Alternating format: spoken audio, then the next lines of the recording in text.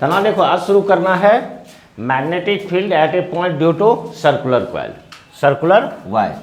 तो ये आपका हो जाएगा मैग्नेटिक फील्ड, कि magnetic field at a point due to circular wire.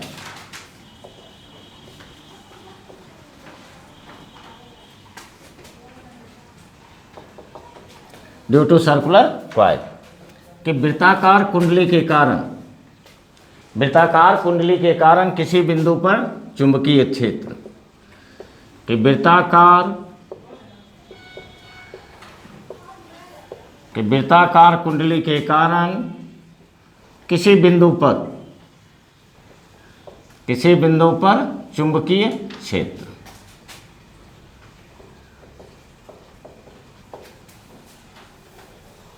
Clear? अब देखो यहां पर सबसे पहले हम लोग क्या करेंगे, एक सर्कुलर वायर लेंगे, सर्कुलर कॉइल लेंगे। क्लियर? जैसे देखो यहां पर ये आपका एक सर्कुलर कॉइल है,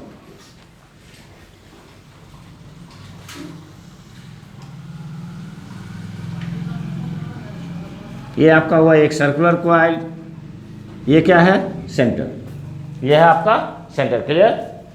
और इस सेंटर से एक्स डिस्टेंस पर एक पॉइंट P है जहां पर हमें मैग्नेटिक फील्ड निकालना है। क्लियर? इसका रेडियस कितना है, रेडियस है R। सबसे पहले हम लोग क्या करते हैं, किसी एक छोटे एलिमेंट के लिए उस पॉइंट पर मैग्नेटिक फील्ड निकालेंगे, फिर उसे बड़े के लिए हम क्या करेंगे, इंटीग्रेट कर देंगे। क्लियर? तो सबसे पहले आप देखिए यहां पर हम दो स्मॉल लेंथ लेंगे। एक स्मॉल लेंथ आपका ये है dl, और अगेन इसके डायमेट्रिकली अपोजिट पॉइंट्स पर, मतलब व्यास के दो विपरीत बिंदु पर, यहां भी सेम लेंथ का हम लोग छोटा लेंथ ले लिए, ये क्या हो गया dl। चलिए हम लोग मान लेते हैं इसमें करंट कितना फ्लो कर रहा है, करंट फ्लो कर रहा है I। जब भी हम लोग मैग्नेटिक फील्ड निकालते हैं तो उस स्मॉल लेंथ से पॉइंट के बीच का डिस्टेंस चाहिए।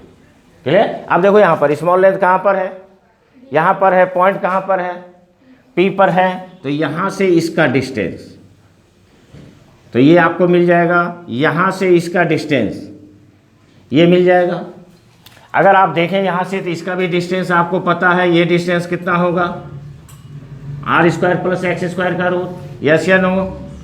ये कितना हो जाएगा, R² + x² का रूट, मतलब दोनों डिस्टेंस बराबर है, दोनों डिस्टेंस क्या है, बराबर है। क्लियर? अब दूसरी बात आती है कि अगर इस एंगल को, अगर आप इस एंगल को फाई माने तो ये एंगल भी क्या होगा, फाई होगा या नहीं, क्योंकि यहां पर x बराबर r बराबर, तो एंगल भी बराबर होगा। क्लियर? अब यहां पर मैग्नेटिक फील्ड का डायरेक्शन, तो मैग्नेटिक फील्ड का डायरेक्शन आपको, एक तो ये लाइन, दूसरा मैग्नेटिक फील्ड का डायरेक्शन इस वायर के, ये जो डिस्टेंस है, डिस्टेंस के क्या होता है, परपेंडिकुलर, डिस्टेंस के परपेंडिकुलर। तो यहां पर जो ये मैग्नेटिक फील्ड हमें प्राप्त होगा, तो ये आपको मैग्नेटिक फील्ड हुआ। चलिए पहले के कारण कितना हो गया, dB। अगर दूसरे के लिए आप देखो तो दूसरे के लिए भी सेम उसी तरीके से आपको क्या मिल जाएगा, it is dB dash. Clear? अब देखो यहां पर ये एंगल अगर फाई है तो ये एंगल कितना होगा, क्योंकि देखो यहां पर ये लाइन एक दूसरे के परपेंडिकुलर है, और ये लाइन एक दूसरे के परपेंडिकुलर है। अगर हम ये एंगल निकालेंगे तो ये एंगल कितना आएगा, 90 - 5 आएगा या नहीं? और 90 - 5, तो फिर ये लाइन और ये लाइन एक दूसरे के परपेंडिकुलर है, तो फिर ये क्या बन जाएगा, 5। क्या बन जाएगा, 5। तो ये एंगल भी हमें मिलेगा 5। क्लियर? उसी तरीके से आपको ये एंगल भी कितना मिलेगा, 5, क्योंकि सारा का सारा इसी में आपको ड्रॉ हो जाएगा। अब इस मैग्नेटिक फील्ड को, चूंकि दोनों मैग्नेटिक फील्ड का मैग्नीट्यूड बराबर होगा, दोनों मैग्नेटिक फील्ड, क्यों, क्योंकि स्मॉल लेंथ का लंबाई same, distance same, current same, तो सारा जब सेम ही है तो मैग्नेटिक फील्ड भी क्या आएगा, मैग्नेटिक फील्ड भी सेम आएगा। अब इसको रिसॉल्व कीजिए, इसको जब आप रिसॉल्व करेंगे इस एक्सिस पे, तो इस एक्सिस पे रिसोल्यूशन क्या होगा, बोलो, ये कितना हो जाएगा, जिस एक्सिस के साथ एंगल बना होता है उसका रिसोल्यूशन होता है cos फाई। तो ये आपका हो गया dv cos फाई। क्लियर? अगर इसका ये कंपोनेंट देखो तो ये कंपोनेंट कितना आएगा, ये कंपोनेंट आ जाएगा dv साइन फाई। क्लियर, कहीं कोई दिक्कत नहीं। तो ये आपका हो गया dv sine phi. Finish. Again इसको भी रिसॉल्व कीजिए, इसको भी जब इस एक्सिस पे रिसॉल्व करेंगे तो कितना आएगा? Very good, dv dash cos phi. इसका ये कंपोनेंट कितना होगा? dv dash sine phi. Clear, यहाँ तक समझ गए, कहीं कोई दिक्कत नहीं है। अब देखो यहाँ के बाद एक चीज़ तो निश्चित है कि अगर dv और dv डैश दोनों इक्वल है तो डायरेक्शन अपोजिट है। P पॉइंट पे डायरेक्शन अपोजिट है, यस या नो? तो इसका रिजल्टेंट क्या हो जाएगा? 0। बच क्या जाएगा? dv sine phi. बच क्या जाएगा? dv sine phi. dv sine phi को इंटीग्रेट करेंगे और उसका मैग्नेटिक फील्ड हमें प्राप्त हो जाएगा। क्लियर, बात समझ गए? अब सारा चीज़ आप लिख दीजिए जो जो चीज़ माने हैं कि let a circular coil. Let a circular coil, इसका मतलब क्या हो जाएगा कि माना कि एक वृत्ताकार कुंडली है। क्लियर, तो ये हो गया माना कि एक वृत्ताकार कुंडली है। क्लियर, अब देखो यहां पर आई क्या है? आई क्या है? Current flowing through coil. Clear, current flowing through coil मतलब क्वाइल से प्रवाहित धारा, क्योंकि उसको अगर आप देख लिए अच्छी तरीके से तब आप लिख सकते हो। बात समझ गए? तो क्वाइल से प्रवाहित धारा, ये क्या हो जाएगा? क्वाइल से प्रवाहित धारा। क्लियर, आर क्या है? आर आपका क्या है? रेडियस ऑफ क्वाइल, मतलब क्वाइल की त्रिज्या। क्लियर, और क्या मानना है? देखो एक्स क्या है? Distance of point P। कहाँ से? From distance of point P from centre, मतलब केंद्र से बिंदु P की दूरी। तो ये आपका होगा केंद्र से बिंदु P की दूरी। Clear, finish. अब चलो हम लोग बायट-सैवर्ट लॉ लगाते हैं। तो बायट-सैवर्ट लॉ से हम लोग क्या जानते हैं कि फ्रॉम बायट-सैवर्ट लॉ, तो बायट-सैवर्ट के नियम से हम लोग क्या जानते हैं? कितना होना चाहिए dv का मान? dv का मान होता है μ0/4 पाई, और क्या होता है? I dl sine theta. अब बाय क्या होता था? r square. क्लियर। अब दोनों एलिमेंट के लिए अगर हम मैग्नेटिक फील्ड निकालें एट पॉइंट P तो क्या होगा? चलिए, ये तो हमने फार्मूला लिखा। अब यहां पर देखो कि magnetic field at point P, तो ये आपका हो जाएगा magnetic field at point P at point due to ideal को हम लोग क्या कहते हैं? करंट एलिमेंट जो बायट-सैवर्ट लॉ में लिखे थे। ठीक है, तो ये हो गया करंट एलिमेंट, मतलब आइडियल के कारण बिंदु कहाँ पर? बिंदु P पर क्या चीज? चुंबकीय क्षेत्र। क्लियर, तो कितना हो जाएगा? दोनों तो बराबर आएगा। dv और dv डैश का मान बराबर होगा या नहीं होगा? तो ये आपका हो गया dv, चलो इसको इक्वल कर देते हैं, dv डैश बराबर, बोलिए फार्मूला के अनुसार μ0/4 पाई। तो ये तो हो गया, चलिए μ0/4 पाई। आइडियल सेम ये, तो आइडियल क्या होगा? आइडियल साइन थीटा बाय क्या होगा? r square. r का वैल्यू देखो कितना है? √r² प्लस x² का रूट। अगर उसका स्क्वायर करेंगे तो क्या बचेगा? r² plus x²। तो ये आपको बच जाएगा r² अब प्लस क्या होगा? x²। क्लियर।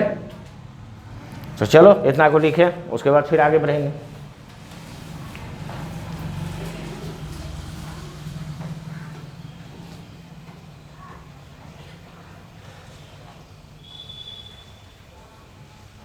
नहीं तो स्क्रीनशॉट लो, बाद में लिखना।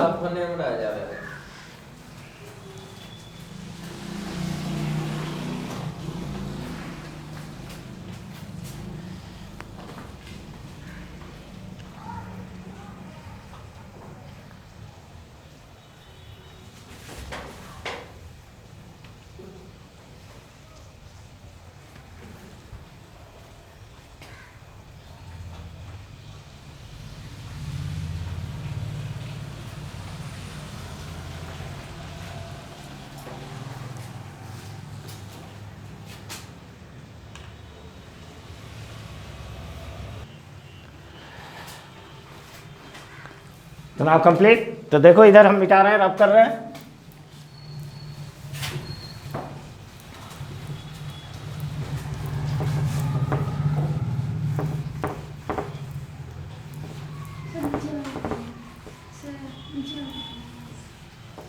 ठीक है, तो ना देखो आप यहाँ पर कि ये अपना आ गया। अब यहाँ पर क्या होता है कि अगर यहाँ पर देखें, अगर आपको बायट-सेवर्ट लॉ याद होगा तो हम लोग जो स्मॉल लेंथ लेते थे, जैसे ये लेते थे, और इसके कारण इस पॉइंट पर हम लोग मैग्नेटिक फील्ड निकालते थे, तो ये एंगल को हम लोग थीटा लेते थे। ये एंगल को क्या लेते थे? थीटा। बात समझ गए? चूंकि यहाँ पर ये डिस्टेंस और रेडियस का जब हम कंपैरिजन करते हैं तो ये डिस्टेंस बहुत बड़ी होती है, और यहाँ पर अगर एंगल बनेगा तो आप देखो ये वाली एंगल बनेगी, दिस वन। ये अप्रोक्स हम लोग क्या ले लेते हैं? 90। क्या ले लेंगे? 90। और जब इसको हम लोग 90 लेंगे तो देखिए क्या बन जाएगा, ये आपका निकल जाएगा कि जैसे dB और dB डैश का मान, तो ये आपका हो गया dB is equal to dB dash, और ये हो गया म्यू नॉट बाय 4 पाई, और क्या था? IDL sine theta. तो थीटा कितना हो गया? 90 बाय आर स्क्वायर, अब प्लस क्या होगा? X square. R square plus x square. Clear? Sine 90 कितना होता है? तो साइन 90 आपको होता है 1, तो ये हो जाएगा mu naught by 4 pi IDL बटा r square plus x square. Finish. अब क्या देख रहे हैं कि जब हम लोगों ने दो डायमेट्रिकली अपोजिट पॉइंट्स पर स्मॉल लेंथ लिया तो इसका एक कंपोनेंट क्या हो रहा है? एक कंपोनेंट कैंसिल हो जाता है, एक कंपोनेंट बच जाता है। और ये जो वायर बना हुआ है, ये जो कॉइल बना हुआ है, इसी प्रकार के छोटे छोटे लेंथ से बना हुआ है, छोटे छोटे लेंथ से बना हुआ है। तो ये आपका होगा, यहाँ पे आप लिख सकते हो कि सिंस x क्या है आपका? ग्रेटर देन r, कि देयरफॉर हम लोग थीटा को क्या ले लेंगे? 90। क्लियर? तो ये आपका हो गया थीटा 90। फिनिश ना? अब चलो, तो नेट मैग्नेटिक फील्ड कितना होगा? तो ये आपका हो जाता है net magnetic field. Net magnetic field का मतलब कुल विद्युत चुंबकीय क्षेत्र। चलो इसको क्या करेंगे? इंटीग्रेट कर देंगे। किसको? dB sine phi, dB sine phi. Clear? अब यहाँ पर सारा वैल्यू पुट कर दीजिए, तो ये हो गया म्यू नॉट बाय 4 पाई, और क्या होगा? IDL by r square plus x square, और क्या है? It is sine phi, sine phi. Clear?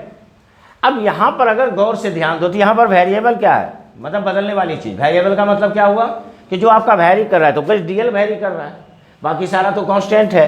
तो ये आपका हो जाएगा म्यू नॉट बाय 4 पाई, ये हो गया IDL बाहर, I साइन फाई, अब बटे क्या हुआ? R square plus x square, integration में क्या बच गया? तो ये आपका इंटीग्रेशन में बच गया DL, इंटीग्रेशन में बच गया DL। क्लियर? और अगर इस छोटे छोटे लेंथ को इंटीग्रेट करेंगे तो मिलेगा क्या? बड़ा लेंथ मिलेगा। और ये बड़ा लेंथ कॉइल का होगा कितना? 2 पाई आर। कितना हो जाएगा? 2 पाई आर, इसके पेरीमीटर के बराबर। और ये आपको बन जाएगा म्यू नॉट बाय 4 पाई, यहाँ पर देखिए ये I है, by r square plus x square है, इसके बाद क्या है? Sine phi. तो साइन फाई अगर हम लोग लिखें तो साइन फाई बराबर क्या होता है? P by H। देखो तो यहाँ से ये साइन के लिए P कितना है? R, तो ये आपका हो गया R, अब बटे H कितना है? हाइपोटेन्यूस। हाइपोटेन्यूस मतलब कर्ण, तो ये कितना हो जाएगा? R square plus x square पर पावर हाफ। और जब आप इसको इंटीग्रेट करोगे तो इसका वैल्यू कितना आएगा? 2 पाई आर, 2 पाई आर। जो कैंसिल होता है उसको कैंसिल कीजिए, तो ये आपका कैंसिल हो गया 2 से। कहाँ पर? यहाँ पर जब रूट है तो रूट को हम पावर हाफ लिख सकते हैं ना, यहाँ पर रूट है ना, तो कहीं पर भी अगर आपको रूट है तो रूट को पावर हम हाफ लेते हैं। बात समझ गए? अब यहाँ से देखो, इसको रब करें नीचे, तो ये यहाँ से देखो, अब आपका क्या क्या बन गया? अब यहाँ पर बन गया आपका, देखो म्यू नॉट I, और क्या बचा? R square. यस या नो? तो ये हो गया mu naught I r square by, ये देखें 2, तो ये हो गया 2 r square plus x square, यहाँ भी r square plus x square पर पावर हाफ। अगर बेस सेम हो तो पावर क्या होता है? पावर ऐड हो जाता है। बेस अगर सेम हो तो पावर क्या होगा, पावर आपका ऐड होगा, तो पावर कितना हो जाएगा 1 प्लस हाफ, 1 प्लस हाफ कितना हो जाएगा 3/2। तो ये आपका बन जाएगा r square plus x square पर पावर कितना हो गया 3/2। तो ये आपका निकला एक कॉइल के लिए। ये किसके लिए निकला, एक कॉइल के लिए। अगर मान लो कि मेरे पास n कॉइल है, टोटल नंबर ऑफ कॉइल कितना है n है, तो क्या होगा n से मल्टीप्लाई हो जाएगा। तो ये कहता है कि फॉर n कॉइल, कि अगर हम n कॉइल के लिए करेंगे तो मेरा मैग्नेटिक फील्ड कितना हो जाएगा mu not NIR square, n से मल्टीप्लाई कर रहे हैं ओनली। तो ये आपका क्या बन जाएगा कि mu naught NIR square by क्या होगा R square plus x square पर पावर कितना होगा, पावर 3/2। और ये जो मैग्नेटिक फील्ड मिलेगा ये आपको मिलेगा n कॉइल के लिए, ये फॉर सिंगल कॉइल, ये फॉर सिंगल कॉइल। तो ये आपका होता है कि magnetic field at a point due to circular coil. तो फार्मूला तो हर वक्त याद रहना ही चाहिए। बात समझ गए कि फार्मूला आपको क्या प्राप्त हुआ, एक कॉइल के लिए mu naught IR square by 2R square plus x square पर पावर 3/2। n कॉइल के लिए अगर हम निकालें तो कितना हो जाएगा mu not NIR square by R square plus x square पर पावर 3/2। तो चलिए इसको आप राइट करें। और जिस तरीके से हम लोगों ने स्ट्रेट वायर के लिए कुछ कंडीशन बनाया जिसके कारण आपको जो है क्वेश्चन सॉल्व करने में आसानी होता है, क्यों देखे थे ना कि जो हमने मेन पॉइंट्स दिया उस मेन पॉइंट्स के कारण हमें न्यूमेरिकल बनाना आसान हो जाता है। तो इसमें भी अभी हम मेन पॉइंट्स को हाईलाइट करेंगे। क्लियर। तो चलिए पहले इसको लिखिए, प्लीज राइट।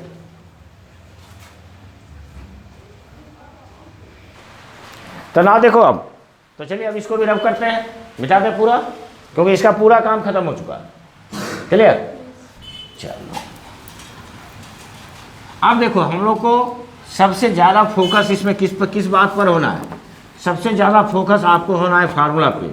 और अगर आप फार्मूला पे फोकस हो जाएंगे, मतलब अब जो हम लिखने जा रहे हैं ये डेरिवेशन तो इम्पोर्टेंट रहता ही है, लेकिन डेरिवेशन के बाद का पॉइंट उससे भी महत्वपूर्ण होता है कि आखिर हम किसी भी न्यूमेरिकल को कैसे सॉल्व करें, और बहुत ईजी है। क्लियर। अब चलो यहाँ पर देखो, अभी आप लोग फार्मूला देखें तो चलिए हम लोग फार्मूला लिख देते हैं। मैग्नेटिक फील्ड का फार्मूला क्या आया, म्यू नॉट IR स्क्वायर। एक ही कॉइल के लिए हम कैलकुलेशन करेंगे, जहाँ भी हमें ज़रूरत पड़ेगा। अगर हमें कॉइल का संख्या दिया हुआ है तो हम उतना से मल्टीप्लाई कर देंगे। 20 कॉइल बोलेगा 20 से मल्टीप्लाई कर देंगे, 100 कॉइल बोलेगा 100 से मल्टीप्लाई कर देंगे।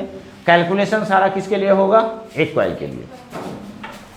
तो चलो एक कॉइल के लिए अपना फार्मूला आया mu naught IR square by क्या होता है 2R square plus x square पर पावर कितना था 3/2। क्लियर। अब जैसे देखो सबसे पहला पॉइंट, अगर आपको बोलता है at centre of coil, at centre of coil का मतलब क्या हुआ, कॉइल के कहाँ पर, केंद्र पर। अगर आप केंद्र का बात करो तो आप सोचो कि x का वैल्यू कितना होना चाहिए। अगर x का वैल्यू हम 0 कर दें तो वो पॉइंट उठ के कहाँ आ जाएगा, सेंटर पे आ जाएगा। अपना फिगर देख लीजिए, ठीक है।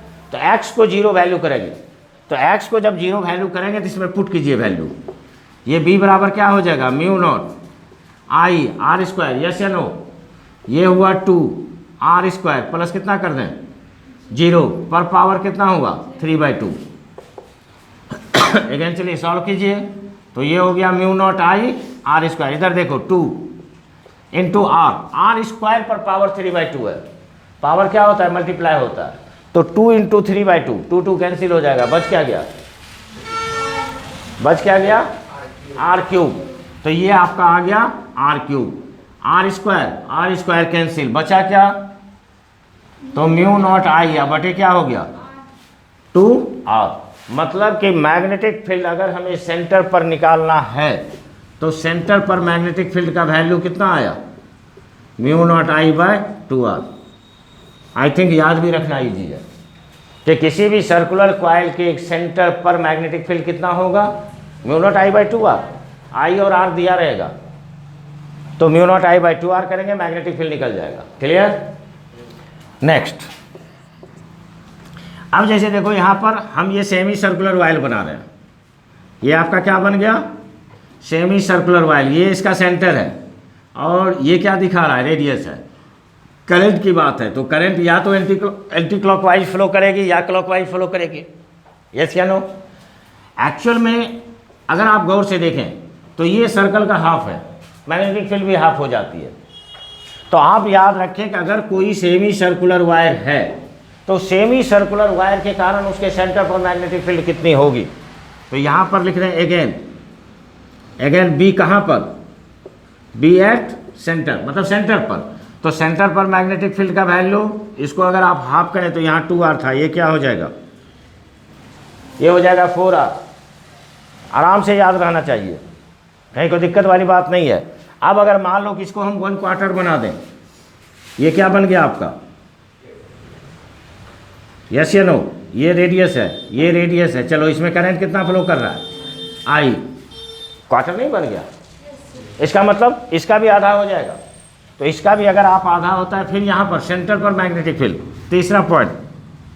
तो ये फिर हम लिख रहे हैं बी एट सेंटर। तो बी एट सेंटर कितना हो जाएगा? 2r कैसे होगा?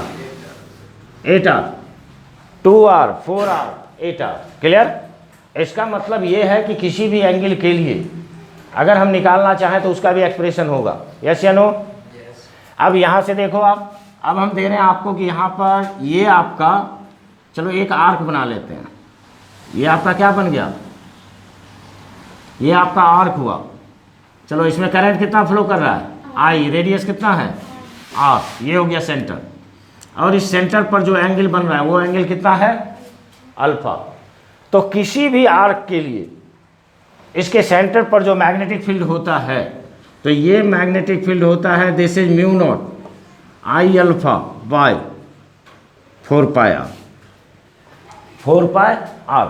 अब आप ये भी, अल्फा किस में रहना चाहिए? Alpha should be in radian. कि अल्फा किस में लेंगे हम लोग? तो अल्फा को रेडियन में लेंगे। तो ये आपका हो गया अल्फा किस में रहना चाहिए? तो अल्फा जब भी पुट करेंगे तो रेडियन में पुट करें। चेक करें। चलो इसका यहाँ पर देखो तो कितना एंगल बन रहा है? ये 90 डिग्री का आर्क है। 90 डिग्री में कितना रेडियन होता है? 90 डिग्री हो गया π/2 रेडियन। 90 डिग्री कितना होता है? π/2 रेडियन होगा ना। तो ये देखो, ये 90 डिग्री को हम लोग लिख सकते हैं, ये आपका हुआ π/2 रेडियन। ओके, अब चलो इसमें वैल्यू पुट करो। तो ये बी देखना यहाँ से, ये सिर्फ चेक करके हम दिखा रहे हैं। म्यू नॉट कितना है? तो ये हो गया म्यू नॉट आई अल्फा। अल्फा का मान कितना रखें? π/2। इधर कितना है आपको? It is 4πr। 4πr देखें कुछ कैंसिल होगा? ये पाई कैंसिल हो गया, बच क्या गया आपको? म्यू नॉट आई बाय 8r। यस या नो? क्लियर? तो ये किसी भी एंगल के लिए वैलिड है। अब आपको 30 डिग्री बोले 30 डिग्री पर निकाल सकते हो, 60 डिग्री बोले तो 60 डिग्री पर निकाल सकते हो। 30 डिग्री में कितना रेडियन? π/6 रेडियन। 60 डिग्री में कितना रेडियन? π/3 रेडियन। π/3 रेडियन। याद नहीं है? याद नहीं है तो डायरेक्ट फार्मूला है। यहाँ पर देखो 1 डिग्री को अगर बदलना हो तो इसका वैल्यू होता है π/180 रेडियन। सिर्फ अगर इतना को याद रखें तो हम किसी भी डिग्री को रेडियन में बदल सकते हैं। 30 डिग्री मतलब 30 से मल्टीप्लाई कीजिए, 30 तक 180 कट जाएगा। यस या नो? 60 डिग्री 60 इंटू π/180, 60 से 180 कट जाएगा, π/3 रेडियन। 90 डिग्री है। सेम इसी तरीके से हम इसको सॉल्व कर सकते हैं। क्लियर? निश्चित समझ गए होंगे। तो चलिए इसको भी राइट करें। चलो राइट करो जल्दी से।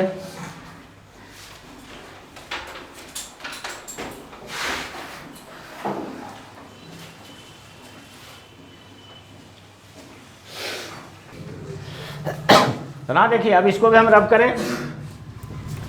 तो इसको चलिए मिटाते हैं।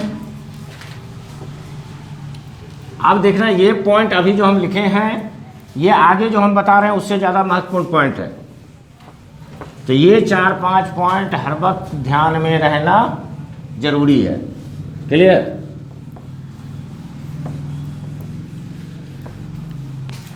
ना देखो अब कोई बड़ी बात नहीं है। अब बोलता है जैसे कि एट सरफेस, कहाँ पर बोल रहा है? At surface. सरफेस का मतलब, सरफेस का मतलब हुआ पृष्ठ पर। और जब उस पॉइंट को, पी पॉइंट को आप उसके सतह पर लाएंगे तो क्या होगा? रेडियस और एक्स दोनों बराबर हो जाएगा। तो ये इस स्थिति में एक्स किसके बराबर होगा? रेडियस के बराबर हो जाएगा। फार्मूला क्या बन जाएगा? ये आपका बन जाएगा mu naught I r square bye क्या होगा? 2 इंटू आर स्क्वायर। चलिए एक्स की जगह पर भी आर स्क्वायर पर पावर 3/2। क्लियर? चलो वैल्यू पुट कर दो।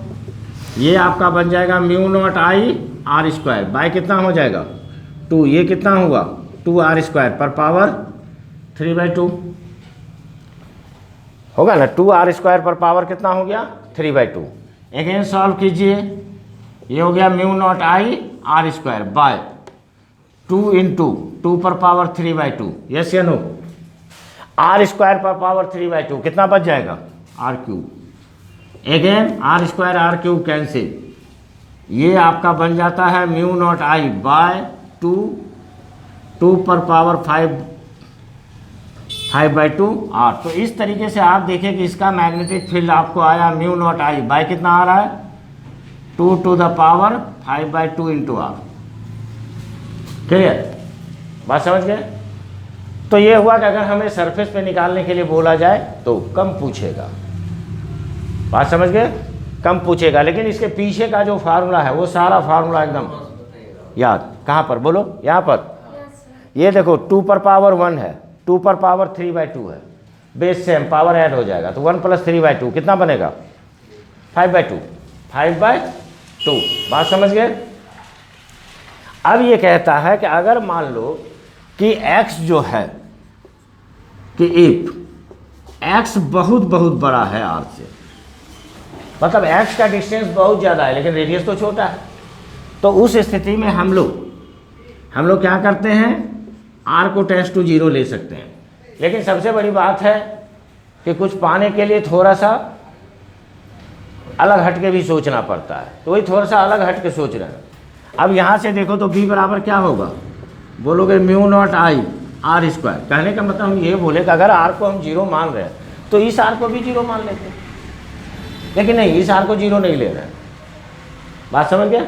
अब यहाँ से देखो नीचे क्या था? 2 r square plus x square, तो ये आपका हो गया 0 एक्स स्क्वायर पर पावर कितना हो गया? 3/2।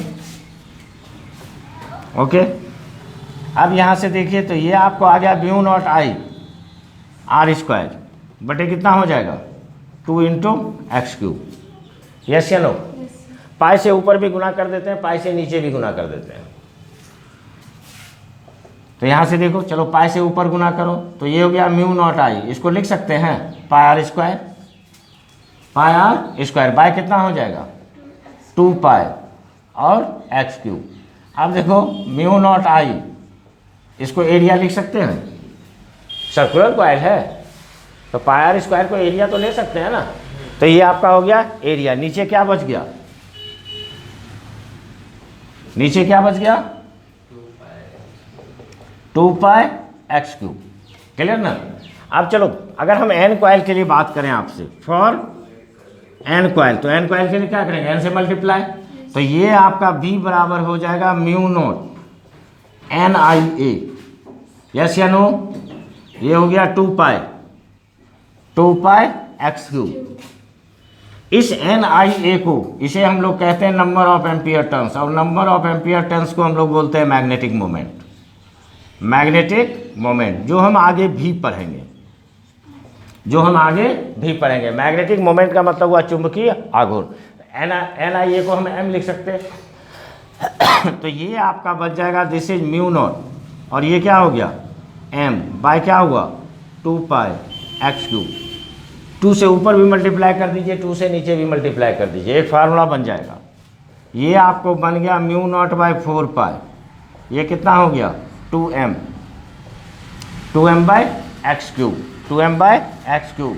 तो ये आपको बन जाता है it is mu naught by 4 pi 2m by x cube. तो जब हम लोग बार मैग्नेट पढ़ेंगे तो बार मैग्नेट में ये फार्मूला फिर से आपके सामने आ जाएगा। बात समझ गए। तो वहाँ पर फिर हम उस तरीके से उसको सॉल्व करते हुए आगे बढ़ेंगे। यहाँ पर आया NIA, ये भी आपको वहाँ पर आ जाएगा कि करंट लूप के कारण मैग्नेटिक मोमेंट कितना होता है। इसीलिए हम पहले बोले कि ये दोनों पॉइंट लिख लीजिए। सर वहाँ पे म्यू नॉट एन हाँ बोलो बोलो। एक्स स्क्वायर के एन का कहाँ से एन कॉइल के लिए निकाले तो एक कॉइल के लिए इतना होगा, एन कॉइल के लिए एन से मल्टीप्लाई करेंगे। एन से हम करें तो वो एन का एम लिखे या एन लिखे? यहाँ पर एन है, यहाँ पर एम है, तो इस NIA को क्या कहते हैं? एम कहते हैं। तो NI की जगह पर NIA की जगह पर क्या लिख दिए? एम लिख दिए। क्लियर, बात समझ गए। अब जो है यहाँ के बाद सिर्फ आप इसको ध्यान से रखेंगे और कल आपको ओनली 10 मिनट में 10 मिनट में इसके जितने भी टाइप होते हैं, 12th लेवल नहीं, 12th लेवल का तो बन गया, आप समझ गो, जो आपके NCERT में है वो क्वेश्चन आपसे सॉल्व हो जाएगा। आप ट्राई करके देख लेना, बन जाएगा। समझ गए। तो वो तो बन ही जाएगा, उससे ऊपर वाला क्वेश्चन भी क्या कहते हैं, झटके से जस्ट बनेगा। बहुत ईजी होता है, अगर फार्मूला याद रहा तो क्वेश्चन बनेगा। क्लियर। तो फिर अब इसके बाद अगले क्लास में, तब तक के लिए थैंक यू, तब तक के लिए धन्यवाद।